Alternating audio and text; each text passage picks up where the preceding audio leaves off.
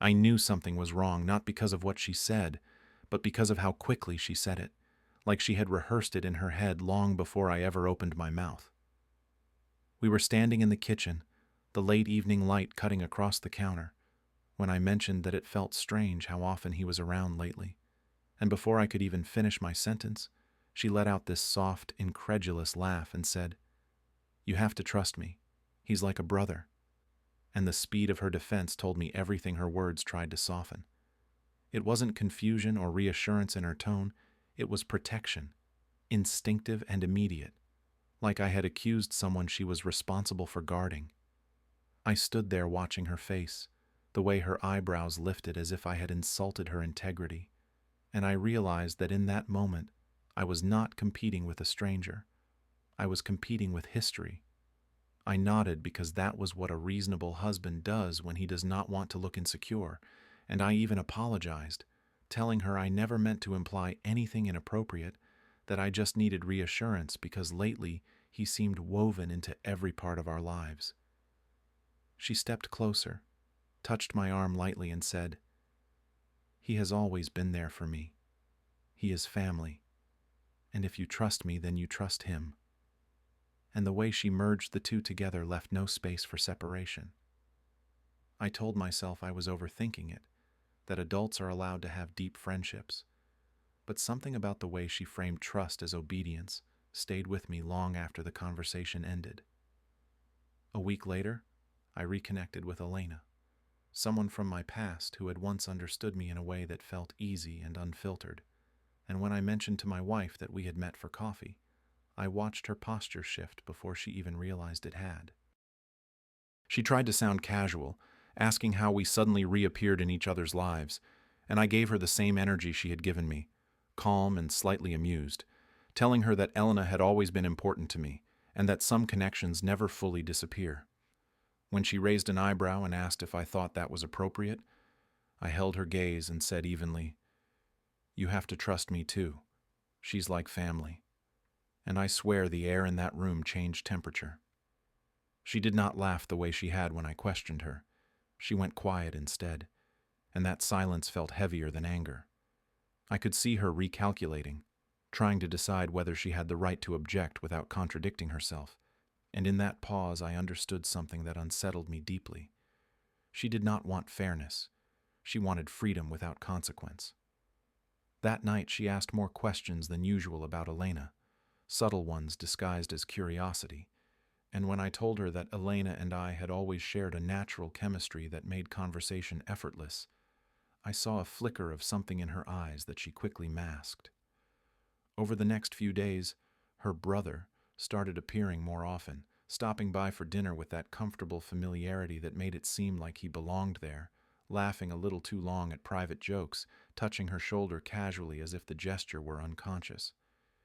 I paid attention to the details now, the way she lit up when he walked in, the way her voice softened when she spoke to him, and I began to understand that my discomfort had never been about jealousy alone. It was about emotional territory, about watching someone else occupy space that used to feel exclusively ours. Meanwhile, Elena and I began meeting more frequently, and there was an undeniable charge beneath our conversations, not overtly inappropriate, but undeniably warm. She would lean in slightly when she laughed, her eyes holding mine just a second longer than necessary, and I would feel that quiet spark of being seen again, something I had not realized I was missing. I did not cross any physical line, but the tension was there, humming under the surface, and I would be lying if I said it did not feel intoxicating. One evening, as my wife scrolled through her phone beside me on the couch, I noticed her thumb pause on a location sharing app, and for a split second I caught my own name on the screen before she quickly exited. She pretended nothing had happened, but that was the moment everything crystallized for me. She did not want equality. She wanted to monitor my freedom while defending her own. That was when I stopped feeling guilty. That was when I started watching instead of arguing. And that was the moment I realized this was not about a brother or a friend or even attraction. It was about control, and I had just stepped into a game she did not think I was willing to play.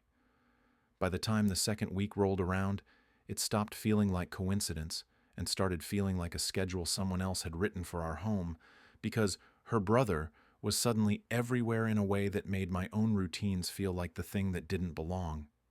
He showed up on Tuesday with a six-pack and that easy grin people use when they assume they'll be welcomed, and my wife lit up the second she heard his voice in the hallway.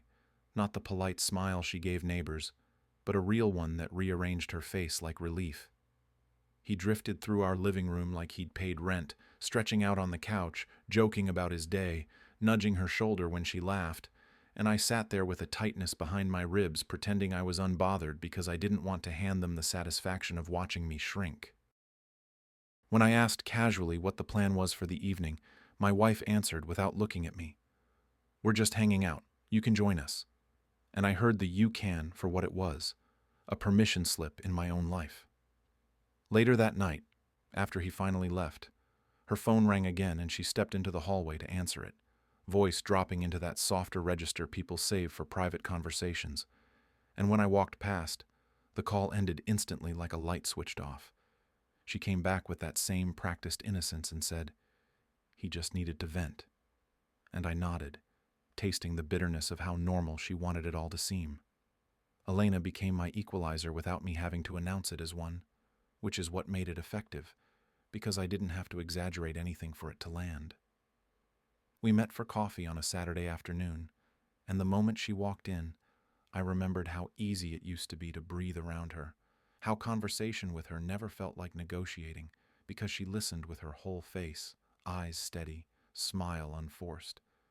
She looked at me like she was taking inventory of what time had changed, and when she said, "You look tired in a way sleep doesn't fix," I felt something in my chest unclench, not because I wanted her, not yet, but because she noticed me, and I had been living in a house where noticing had become selective.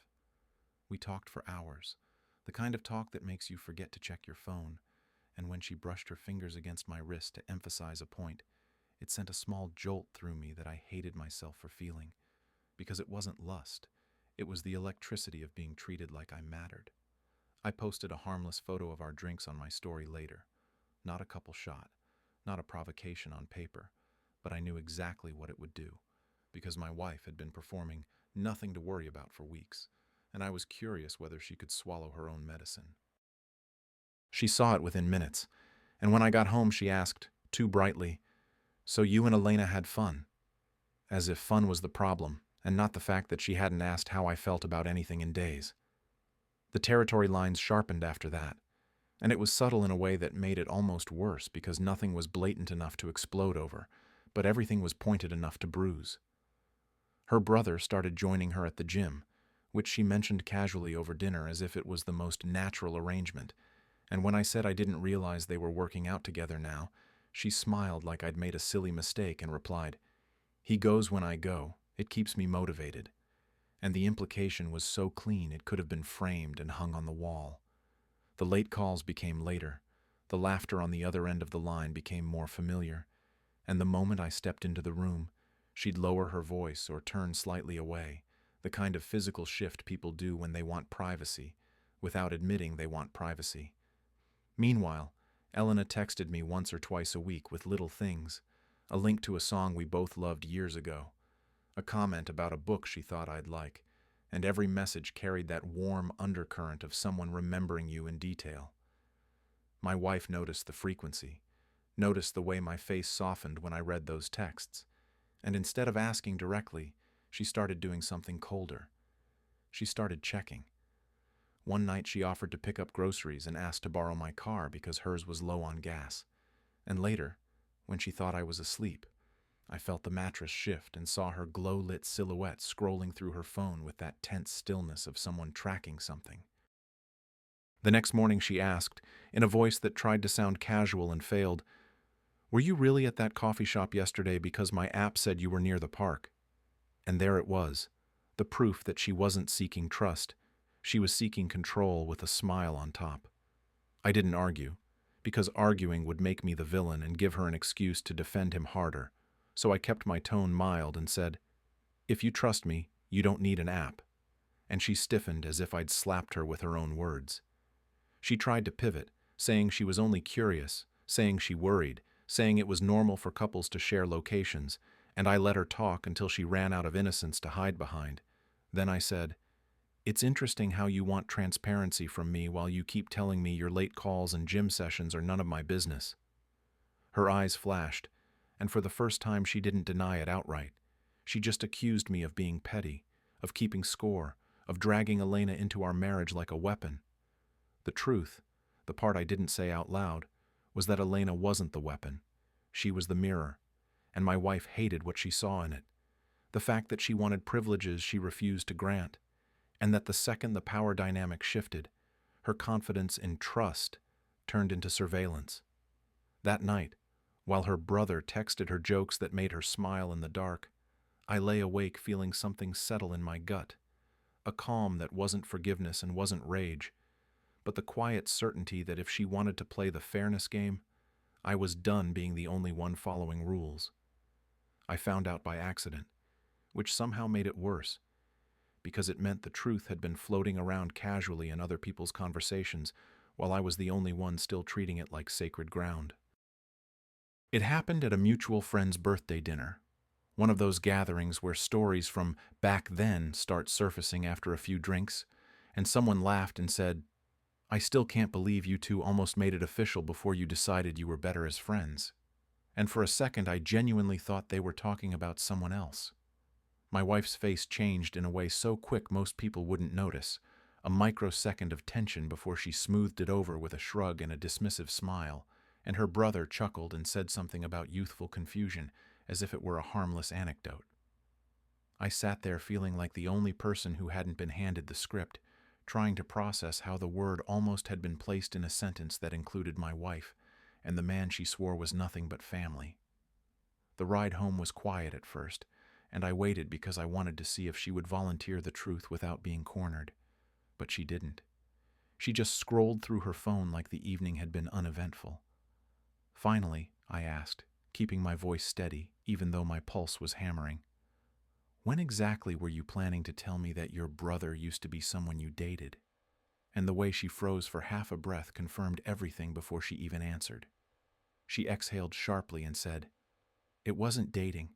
It was a few weeks of confusion years ago, and it meant nothing, and I didn't think it was relevant." And the speed of her minimization felt rehearsed. I asked her how something that meant nothing could still be present in our daily life, still be texting her late at night, still be sharing gym sessions and private jokes, and she rolled her eyes like I was digging for drama, telling me I was twisting harmless history into something ugly. What hurt wasn't the fact that they had almost been something. It was the fact that she had never told me, that she had stood in our kitchen weeks earlier defending him as if he had always been nothing but a brother, while conveniently omitting the part where that brotherhood had grown out of romantic tension. I told her that omission isn't the same as innocence, and she snapped back that I was overreacting because it was ancient history, because adults are allowed to stay friends with people from their past, because trust means not interrogating every chapter that came before me. I looked at her and said, "Trust also means not rewriting history to make yourself look cleaner than you were." And that was the first time I saw genuine anger flash across her face instead of defensiveness. She accused me of digging for ammunition, of letting Elena's presence inflate my ego and cloud my judgment. And the irony of her invoking Elena while protecting a man she once almost loved didn't escape me. I asked her directly whether there were still feelings there, and she laughed in that sharp, dismissive way that tries to shut down a conversation rather than answer it, saying, "If I wanted him, I would have chosen him years ago," as if that closed the case. But I couldn't ignore the fact that she hadn't forgotten to keep him close, hadn't drifted naturally apart the way most nothing relationships do. He was still woven into her life so tightly that I had to compete for time in my own marriage. That night I lay awake replaying everything I'd witnessed over the past months, the soft voice on late calls, the defensive tone whenever I questioned boundaries, the way she seemed more energized after spending time with him than she did after evenings with me. I thought about how easily she had dismissed my discomfort while expecting me to extend blind trust, and something shifted in me that felt colder than anger. I realized that this wasn't just about attraction or nostalgia, it was about emotional access, about the parts of her she chose to share with him while telling me I was insecure for noticing. The next morning she acted as if nothing had changed, kissing my cheek before work, texting me a routine, "Have a good day." But I saw the cracks now, and once you see cracks, you can't unsee them. I stopped asking questions after that, not because I had accepted her explanation, but because I understood that arguing would only push her further into defense mode.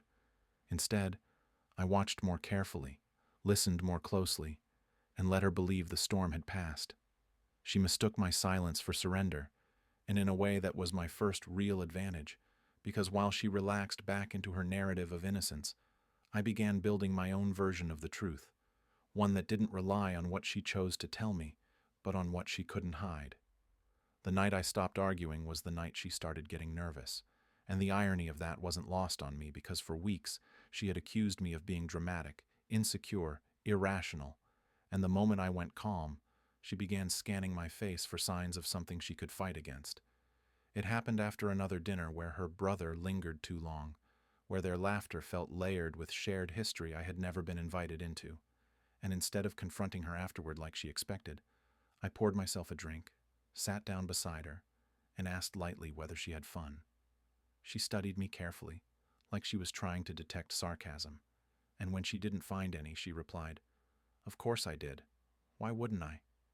And I just nodded and said, "I'm glad. You should spend time with people who make you happy." The words landed strangely in the room, because they weren't defensive or wounded. They were neutral, and she had grown comfortable sparring with wounded. From that point forward, I made a conscious decision to stop reacting. When her phone buzzed and she stepped outside to answer, I didn't glance at the door. When she mentioned gym sessions with him, I told her it was great that she had accountability. When she stayed out later than usual, I didn't interrogate her about timelines. I became polite, steady, almost detached, and that shift unsettled her more than any accusation had. She would linger in the doorway sometimes, watching me scroll through my own phone, as if waiting for me to snap, and when I didn't, she'd ask cautiously, "Are you okay?" And I would look up and say, "I've never been calmer." The truth was that calmness wasn't peace, it was strategy. While she relaxed into the idea that I had accepted her version of events, I began documenting mine. Not dramatically, not obsessively, but methodically, because clarity is power, and I had spent too many weeks operating on emotion alone. I downloaded phone records under the guise of reviewing our plan, noting the frequency and duration of late-night calls tied to one number I now recognized too easily. I screenshotted public social media tags before they disappeared, little comments exchanged between them that looked harmless unless you paid attention to tone. I tracked patterns quietly, gym nights that aligned perfectly with his availability, inside jokes that resurfaced in texts minutes after he left our house. It wasn't about catching them in a physical act. It was about mapping emotional territory that had been disguised as innocent. Meanwhile, Elena's presence grew more intentional, not because I pushed it, but because she sensed the shift in me and leaned into it with subtle confidence. When we met for dinner one evening, she reached across the table to brush a strand of hair from my forehead in a gesture that felt natural and dangerously intimate, and she held my gaze long enough that the air between us felt charged. She didn't kiss me, didn't cross any undeniable line, but the tension was real, and I could see the question in her eyes, the silent invitation to step into something easier than the war waiting at home. I didn't accept it, but I didn't reject it either, and that gray space gave me leverage I hadn't realized I possessed. My wife noticed the change in me the way animals sense pressure shifts before a storm. She started asking more pointed questions about Elena, not aggressively but curiously, probing for reassurance she no longer felt entitled to demand. One night she said, "You talk about her differently now," and I replied evenly, "Maybe I feel different now," and the honesty in that sentence hung heavy between us. She accused me of playing games, of trying to make her jealous, and I looked at her and said, "I learned from the best," and for the first time she didn't have a quick comeback. The power dynamic tilted slowly, almost invisibly. She had relied on my emotional volatility to feel in control, to dismiss my concerns as insecurity. And once that volatility disappeared, she had nothing to deflect against. I stopped seeking validation from her and started building my own case, not necessarily for divorce yet, but for independence. I gathered financial documents under the pretense of organizing investments, revisited accounts I had set up long before we married, and made sure every major asset I brought into the relationship was clearly documented. She didn't notice because she wasn't looking for quiet preparation. She was looking for loud rebellion. The truth was, I hadn't surrendered. I had recalibrated. Every smile I gave her when she mentioned him, every casual nod when she said she'd be out late, every calm response to a loaded question was part of a larger shift. She thought my silence meant acceptance, but it meant I was done begging for clarity. I was moving differently now, not as the insecure husband trying to defend territory, but as a man who understood that control isn't taken in arguments, it's taken in preparation. And the more relaxed she became, the more certain I grew that when the moment finally came, she would never see it approaching. The first time Elena said it out loud, it wasn't dramatic. It wasn't wrapped in seduction or whispered across a candlelit table. It was quiet and steady in the middle of a conversation that had already crossed into dangerous territory. We were sitting outside a small wine bar after dinner, the night air warm enough to blur the edges of tension, and she had been watching me in that focused way she does when she senses something beneath the surface. I had told her more than I intended that evening, not explicit details, but enough for her to understand that my marriage wasn't cracking randomly. It was eroding from something slow and deliberate. She let me finish, then leaned back slightly and said, "I need to be honest with you because I don't want to pretend this is neutral." And the way she held my eyes told me whatever came next wasn't casual. She didn't rush it, didn't soften it with jokes. She simply said, "I never really stopped caring about you, and when I saw how close your wife was with him, I didn't reach out by accident." The honesty hit differently because it wasn't manipulative, it was exposed. She wasn't asking me to leave my wife, wasn't pressuring me into anything reckless. She was admitting that reconnecting hadn't been random timing. She had seen the cracks, had assumed the foundation was already compromised, and had stepped in not as a savior, but as someone who had once wanted me and still did. I felt the weight of that confession settle between us, thick and undeniable. And for a moment the temptation wasn't physical, it was emotional, because there is something intoxicating about knowing someone chooses you without hesitation. I asked her why she would risk stepping into something this messy, and she didn't look away when she answered. "Because you deserve someone who doesn't make you compete for emotional space," she said calmly, and then added, "and because I would rather be honest about my feelings than pretend I'm just here for coffee." There was no dramatic pause after that, no theatrical build-up, just the quiet hum of a possibility I hadn't allowed myself to consider fully. She reached across the table, not seductively, but deliberately, and rested her hand over mine. It wasn't a grab or a plea, it was steady pressure, warmth against skin, and I would be lying if I said I didn't feel it all the way through my chest. For weeks I had been playing defense in my own marriage, trying to keep up with blurred boundaries and half-truths, and suddenly, here was someone offering clarity without games. That contrast alone was dangerous. I pulled my hand back slowly, not because I didn't want it there, but because I knew crossing that line would change the nature of everything, and I wasn't ready to lose control of the narrative. I told her I wasn't looking to jump from one emotional entanglement into another, and she nodded in understanding. But then she said something that shifted the entire equation. "You're already alone in your marriage," she said softly, "and the only reason you're still there is because you think leaving means losing." That sentence stayed with me long after I drove home that night. Losing. I had been framing everything around that word, losing my wife, losing the life we built, losing the stability of what people think is a solid marriage. But what if leaving wasn't loss? What if it was leverage? What if I had been holding on to something she had already diluted with secrecy and emotional outsourcing? For the first time, the idea of walking away didn't feel like defeat. It felt strategic. When I got home, she was on the couch texting, and I recognized the faint smile she wore when she was engaged in a conversation she didn't want interrupted. She looked up at me and asked how dinner was, and I answered evenly, telling her it was good, telling her Elena sends her regards, and I watched the flicker in her expression when I mentioned Elena's name. It wasn't anger. It was insecurity. She asked whether Elena and I had talked about anything serious, and I replied calmly, "We talked about honesty," and left it at that. That night, as she lay beside me scrolling through her phone in the dark, I realized something fundamental had shifted.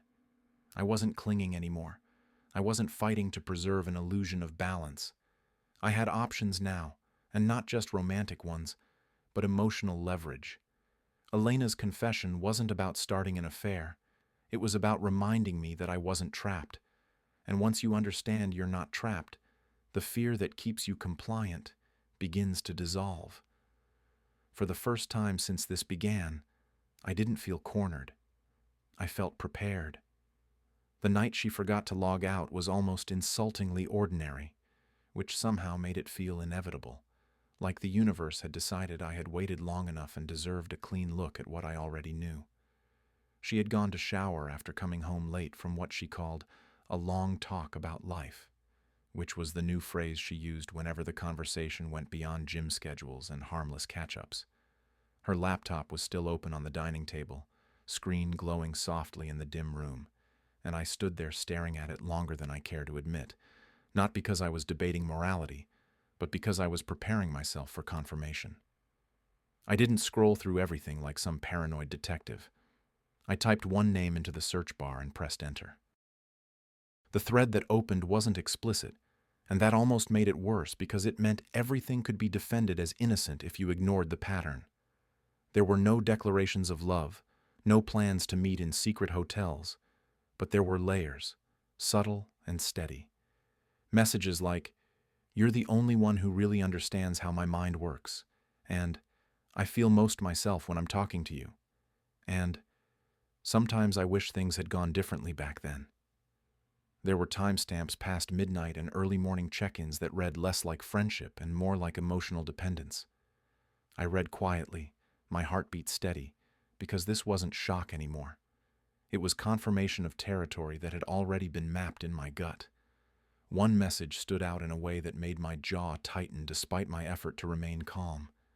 She had written, "I can't talk to him about this without it turning into a fight." And the him was obviously me. I read it again slowly, realizing that while she accused me of insecurity, she had been outsourcing the most intimate parts of her thoughts to someone she once almost chose over me. It wasn't physical betrayal, at least not that I could see, but it was something that felt equally invasive. She had given him the version of her that confided, that vented, that trusted, while reducing me to the obstacle in her narrative. I closed the laptop gently and returned it to exactly how I had found it before she came back into the room. When she walked in wearing one of my old t-shirts, hair damp, looking softer than she had in weeks, there was a strange disconnect between the image in front of me and the messages I had just read. She smiled faintly and asked what I was thinking about, and I answered truthfully without revealing the source, saying, "I've been thinking about emotional honesty," and she tilted her head slightly, as if weighing whether that sentence was harmless or loaded.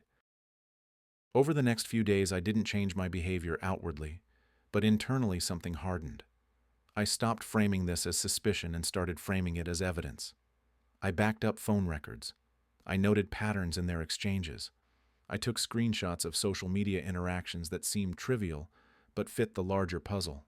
I didn't confront her yet because confrontation without preparation is just noise, and I had learned that noise only strengthened her defenses. Instead, I let her continue believing that my calm meant acceptance. Elena sensed the shift in me before I ever articulated it. During one of our dinners, she reached across the table and said quietly, "You've decided something," and I didn't deny it. There was tension between us that felt heavier now, not because we had crossed a line, but because we were standing close to one. She didn't push me, didn't ask for promises, but she did say, "Whatever you choose, choose it because you respect yourself, not because you're afraid to disrupt comfort." The words landed differently than they would have weeks earlier. I wasn't afraid anymore. I was calculating. At home, my wife began to sense distance she couldn't name. She tried initiating intimacy one night in a way that felt almost strategic, leaning into me with a softness that had been missing, her hands lingering as if she were reminding me of what I stood to lose. I responded, but there was an edge to it, an awareness that she was trying to reassert territory she had quietly diluted. As she rested against me afterward, she whispered, "You know he's not a threat." And I looked at the ceiling and thought about the messages that said otherwise. That was the moment I understood something clearly. The crossing line had already happened.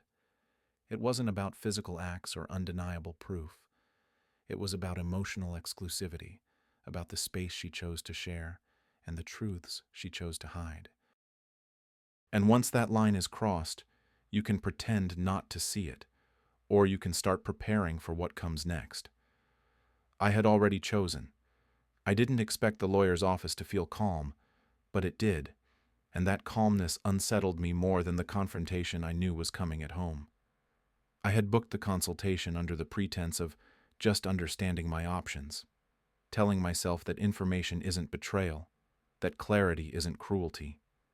The attorney was older, methodical, the kind of man who listened without reacting. And when I laid out the structure of our finances, the timeline of our investments, and the fact that most of the significant assets were tied to accounts I had opened years before marriage, he nodded slowly and said, "Preparation matters more than emotion in situations like this." That sentence alone shifted something fundamental inside me. We went through everything in detail: property titles, brokerage accounts, business stakes, retirement funds, and I realized something I had never fully appreciated before. The majority of what we owned existed because I had built it before we ever said vows. It wasn't hidden or deceptive. It was simply structured carefully, and I had the documentation to prove it. The lawyer explained that if things escalated, if divorce became the reality rather than the fear, the division would not look the way she probably assumed it would. She wouldn't be left with nothing, but she wouldn't walk away with the leverage she believed came automatically with marriage either. I left that office feeling something I hadn't felt in months: control. The second twist wasn't about catching her in something new. It was about discovering I wasn't trapped in the fallout of her choices. For weeks I had been operating under the quiet assumption that if I pulled the trigger, I would lose half of everything, that I would pay financially for emotional betrayal I didn't commit. That fear had kept me cautious, had softened my anger into hesitation. But once I understood the structure clearly, once I saw how much of my life was legally separate, the dynamic flipped entirely. She thought I was the one at risk. She thought I would cling to avoid loss. She had no idea that loss had already been quantified and minimized. When I got home that evening, she was in the kitchen laughing softly at something on her phone, and I recognized the tone instantly. It was the same one I had read between lines on that laptop. She looked up at me, smiled casually, and asked how my day had been, and I answered with an evenness that felt almost surgical. "Productive," I said, because it was. She didn't ask for details. She didn't sense the shift yet. That was the advantage of having been underestimated for so long. Later that night, while she slept beside me, I lay awake staring at the ceiling, not angry, not heartbroken, but calculating. I replayed every message I had seen, every late-night call, every time she had told me I was insecure for questioning the blurred lines she refused to define. I thought about the way she had merged trust with obedience, how she had framed my discomfort as weakness while reserving the right to monitor my own movements. And then I thought about the lawyer's words. Preparation matters more than emotion. The next morning I began quietly separating things further. I moved funds in ways that were legal and transparent but strategic. I updated beneficiaries on accounts she had never paid attention to. I made copies of documents and stored them securely outside the house. I wasn't hiding money. I was fortifying what was already mine. There's a difference, and that difference matters. Elena noticed the change in my voice when we spoke that week. There was less hesitation, less wounded confusion. She asked me what had shifted, and I told her simply, "I'm not afraid of leaving anymore." She didn't celebrate it, didn't push for immediate action, but she smiled in a way that told me she understood what that meant. It meant I was no longer reacting. I was choosing. At home, my wife began testing the waters again, initiating closeness, asking whether we should plan a weekend trip, talking about future investments as if everything were stable. I listened politely, nodded where appropriate, but inside I felt detached from the illusion she was trying to rebuild. She still believed the power dynamic favored her.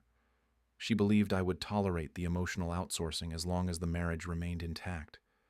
She believed I had more to lose. She was wrong. The moment I understood that legally and financially I could walk away without devastation was the moment the balance tipped completely. The emotional betrayal had already happened. The trust had already thinned. Now the only question left was timing. And timing, I realized, would be entirely mine. I chose the restaurant carefully, not because it was romantic, but because it was neutral. A place quiet enough for conversation, but public enough to keep either of us from turning the night into a spectacle. She seemed surprised when I suggested dinner out, almost relieved, as if she interpreted the invitation as reconciliation rather than reckoning. She dressed carefully that evening, wearing the navy dress I once told her made her look confident and soft at the same time. And when she stepped into the car, she smiled at me with something close to hope. I drove calmly, one hand steady on the wheel, feeling the weight of the envelope resting in the inside pocket of my jacket like a quiet pulse. The conversation started lightly. Work updates, a mutual friend's engagement, small talk that almost felt normal. She reached across the table once, brushing her fingers against mine in a gesture that used to feel grounding, and I let her hold my hand for a moment before gently pulling it back. When the appetizers arrived, she laughed at something I said, and for a split second I saw the version of us that existed before secrets blurred the edges. Then I remembered the messages, the late-night confessions she reserved for someone else, the line where she wrote that she couldn't talk to me without it becoming a fight, and the softness in my chest hardened into clarity. Halfway through dinner, I set my fork down deliberately and said her name in a tone that made her look up immediately. I did not raise my voice. I did not accuse. I simply said, "I know about the messages, and I know about the history you never told me." And I watched the color drain slowly from her face as understanding settled in. She blinked once, then twice, and said too quickly, "What messages?" And I met her eyes without flinching and replied, "The ones where you told him he understands you better than I do. The ones where you wondered what would have happened if you had chosen him years ago. The ones where I became the man you vent about instead of the man you confide in." She tried denial first, saying I must have misinterpreted context, saying emotional conversations are not betrayal, saying I was looking for proof because I wanted to justify distance. I let her speak. I let her construct every possible defense. Then I said calmly, "You called him family while hiding that you almost built a life with him. And you told me trust means not asking questions while you gave him the most intimate parts of your thoughts." Her voice began to shake as she shifted from deflection to tears, telling me she never crossed a physical line, telling me it was just comfort, telling me she felt lonely in our marriage. I nodded slowly and said, "Loneliness does not give you permission to outsource loyalty." The silence between us grew heavier than any shouting match we had ever had. She reached for my hand again, this time desperate rather than hopeful, and said, "We can fix this. We can cut him off. We can reset boundaries. You don't have to make this permanent." That was when I reached into my jacket and placed the envelope on the table between us. I did not slide it dramatically. I did not announce what it was. I simply pushed it forward and said, "I already fixed what I needed to fix." Her fingers trembled as she opened it, eyes scanning the top page until recognition hit. Divorce papers looked deceptively plain, almost anticlimactic, but the impact is anything but. She looked up at me with an expression I will never forget, a mixture of disbelief and dawning fear, and whispered, "You wouldn't." as if she had never considered that I might actually act. I leaned back in my chair and said evenly, "I already did." She tried to pivot again, promising transparency, promising distance from him, promising therapy, promising whatever she thought would restore the balance she had assumed was unbreakable. I listened quietly, not because I was unmoved, but because I had moved weeks ago. I told her I had spent months fighting for clarity while she fought to protect ambiguity, and that once I understood I could leave without losing everything, the fear that kept me compliant disappeared. She asked if there was someone else, and I answered honestly that there didn't need to be, because betrayal doesn't require a replacement to justify departure. When the check arrived, she was still staring at the papers as if they might dissolve if she blinked long enough. I paid calmly, stood, and said, "You wanted trust without consequence, and I wanted honesty without competition. We don't want the same marriage." I walked out of that restaurant feeling lighter than I had in months, not because divorce is easy, but because indecision is heavier than endings. She called his name that night before she called mine. I didn't answer either. She did exactly what I knew she would do the second she realized I wasn't bluffing. She ran to him.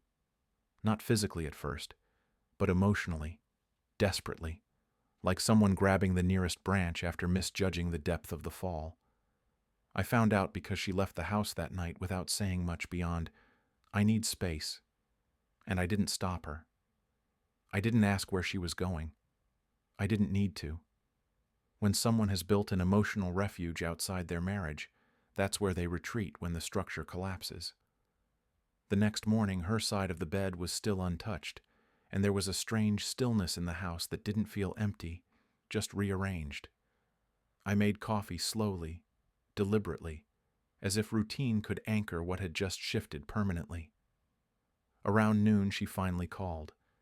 I let it ring twice before answering, not out of cruelty, but because urgency no longer belonged to her. Her voice sounded strained, thinner than I had ever heard it, and she said, "We need to talk," as if that sentence hadn't already expired at the restaurant table. I told her calmly that we had already talked, and that what she really meant was that she wanted reassurance, not conversation. She hesitated, then admitted she had gone to him after dinner because she didn't know who else to turn to. The irony almost made me laugh. She said she expected him to tell her to fight for the marriage, to stand by her, to promise that if I left he would step up without hesitation.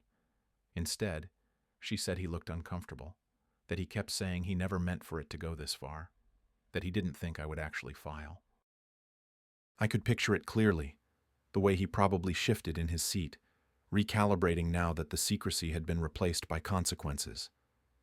She confessed that when she told him the divorce was real, he started talking about timing, about how messy it would look if they suddenly appeared together publicly, about how he needed to think. Think. That was the word that broke her more than anything else. She had gambled on emotional safety, on the idea that he was her steady fallback, and the moment the marriage shield disappeared, so did his confidence. I listened without interrupting while she processed it out loud, and what struck me wasn't triumph. It was the predictability of it. Men like him thrive in ambiguity, in the thrill of being the secret confidant, not in the responsibility of stepping into the open. She asked if I felt satisfied hearing that he hadn't chosen her. I answered honestly that satisfaction wasn't the right word, but clarity was. I told her that the illusion she had been protecting for months had collapsed in less than 12 hours once it required accountability. She cried, not the defensive tears from dinner, but the raw ones that come when reality replaces fantasy. She said she had never planned to leave me for him, that she thought she could balance both worlds without losing either. I told her that balance requires honesty, not parallel loyalties. Over the next few weeks, the dynamic shifted completely. She tried reaching out again, suggesting mediation, asking whether we could pause the process, but every conversation felt like negotiation rather than remorse. Meanwhile, I moved quietly but efficiently. I secured a temporary place to stay that was already lined up thanks to preparation. I transferred what needed transferring within legal boundaries. I kept communication brief and documented. The attorney handled what emotion once would have. What surprised me most was how quickly his distance became obvious to her. She told me during one of our final logistical meetings that he had started responding slower, that he was giving her space, that he didn't want to complicate things while she was emotionally vulnerable. The phrasing alone revealed everything. He wasn't stepping up. He was stepping back. Once the thrill of secrecy was gone, once the dynamic required choosing, he chose himself. I saw her differently after that. Not as a villain, not as a monster, but as someone who overestimated her leverage and underestimated mine. She had believed I would cling because I feared financial loss, because I feared starting over, because I feared being alone. She didn't know I had already dismantled that fear piece by piece. The last time we stood in the same house as husband and wife, it wasn't dramatic. She packed a box of personal items while I signed paperwork at the kitchen counter. She looked at me once and said quietly, "I didn't think you would actually leave." And I replied, "That was the problem." There was no shouting, no slammed doors, just the quiet sound of consequence settling into place. And when I walked out carrying my own box of essentials, I didn't feel rage. I felt balance restored. She had built an emotional safety net outside our marriage. I built an exit plan inside it. The difference was, mine didn't disappear when it was tested. The day the divorce finalized, there was no dramatic courtroom scene, no applause, no visible collapse, just a quiet email from my attorney confirming that everything had been processed exactly as structured. I sat in my new apartment with the message open on my screen, rereading the line that outlined the asset division, and I felt something settle in my chest that wasn't joy, wasn't anger, but completion. The majority of what I built before the marriage remained mine, cleanly and legally, just as the documentation had promised. There were no surprise concessions, no emotional leverage that translated into financial punishment. Preparation had done what emotion never could.